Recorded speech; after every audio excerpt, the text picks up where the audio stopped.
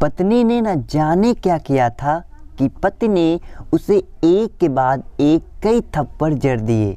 हमेशा हर सिचुएशन को शांति से हैंडल करने वाली पत्नी भी इस बार इतनी अशांत हो उठी कि उसने अपनी चप्पल ही निकालकर पति की ओर दे फेंकी। चप्पल पति के बालों को छूते हुए निकल गई। ये किस्सा यहीं पर खत्म हो सकता था, मगर पति ने इसे अपनी मर्दानगी का विषय बना लिया और बात बद से बदतर होती चली गई। रिश्तेदारों ने भी आग में घी का काम किया। किसी ने कहा जो औरत अपने पति को चप्पल से मार सकती है वो ना ही तो वफादार हो सकती है और ना ही पतिव्रता। ऐसी औरत परिवार ही नहीं पूरे समाज पर कलंक की तरह है। बीवी के पक्ष वाले कहाँ पीछे रहने वाले थे। किसी ने कहा 21वीं सदी में भी जो स्त्री के साथ मारपीट करते हैं उन्हें तो जेल भेज देना चाहिए। तो कोई कहता ज़रूर उसको कोई और पसंद आ गई होगी, इसीलिए अब पत्नी से मारपीट करने लगा है। बात कोर्ट तक पहुंच गई। दोनों पक्षों ने एक दूसरे के खिलाफ केस फाइल कर दिया। पति ने चरित्रहीन होने का तो पत्नी ने दहेज और शारीरिक उत्पीड़न का आरोप लगाया। 2 वर्षों से अधिक समय के लिए केस चला था। इन 2 वर्षों के दौरान दोनों पति पत्नी अलग अलग रहते थे। इन 2 वर्षों के दौरान दोनों पक्षों के समर्थकों की संख्या कम हो गई थी। पहले जहां दोनों पक्षों में समर्थकों का समूह होता था, अब गिने चुने लोग ही रह गए थे। पति और पत्नी दोनों की आर्थिक स्थिति भी इस समय के दौरान नीचे गिर चुकी थी, जिन्हें वो अपना शुभचिंतक समझ रहे थे। पैसों की बात आते ही उन्होंने भी अपना पड़ला झाड़ लिया था। अगर कोई देने को राजी भी हुआ तो मोटे ब्याज की शर्त पर। आखिरकार वही हुआ जो सब चाहते थे, डाइवोर्स। हर कोई खुश था, दोनों पक्षों के रिश्तेदार, उनके माता पिता और दोनों के वकील। लेकिन 5 साल की सुखद शादी और एक सुंदर बेटी होने के बाद मिले इस डाइवोर्स से पत्नी मूक थी और पति शांत। शायद ये एक इत्तेफाक ही था कि इस खुशी को मनाने के लिए दोनों पक्ष के लोग एक ही चाय की टपरी पर बैठे आमने सामने। इत्तेफाक इसलिए क्योंकि ज़्यादातर लोग जो एक दूसरे के विरोध पक्ष को सपोर्ट कर रहे थे वे एक दूसरे को अच्छे से जानते भी नहीं थे। पति पत्नी भी इन सभी से दूर एक दूसरे के सामने मेज पर बैठे। पत्नी ने पति से कहा, अब तो खुश होंगे ना, तुम्हारे मन की जो हुई मुबारक हो, तुम भी तो आज जीत गई हो, मुझसे तलाक तो तुम्हें भी मिल गया है, कांग्रेचुलेशंस टू यू टू। पति ने कहा, तलाक को तुम जीत का प्रतीक समझते हो? पत्नी ने पूछा।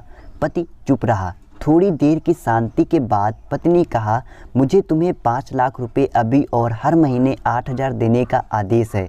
अभी मेरे पास पैसे नहीं हैं, इसीलिए हमारा मतलब मेरा जो सिटी में फ्लैट है उसे तुम्हारे नाम कर देता हूँ। पत्नी बोली, लेकिन उस फ्लैट की कीमत तो 18 लाख की है। हाँ, लेकिन हमारी बेटी तुम्हारे साथ है और आगे जाके उसके खर्चे भी बढ़ेंगे, तुम्हें थोड़ी आसानी होगी।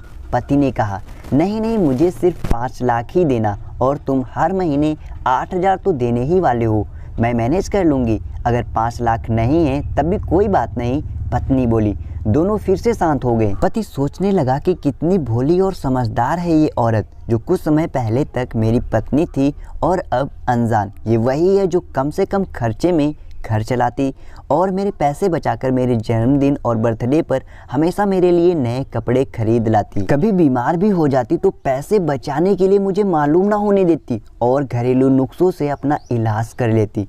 मगर घर में कोई और बीमार होता तो तुरंत डॉक्टर के पास लेकर जाती। मेरी हिम्मत मारी गई थी।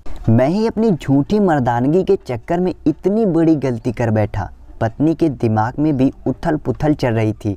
अभी भी वैसा का वैसा ही है। पहले भी खुद से ज़्यादा हमारे बारे में सोचता था और अब भी वही कर रहा है। ये वही आदमी है जो मुझे एक्सीडेंट से बचाने के लिए खुद मोटरसाइकिल के आगे कूद पड़ा था और अपनी उंगली तोड़वा बैठा था। पता नहीं कौन सी मनहूस घड़ी में मैं झगड़ा कर बैठी।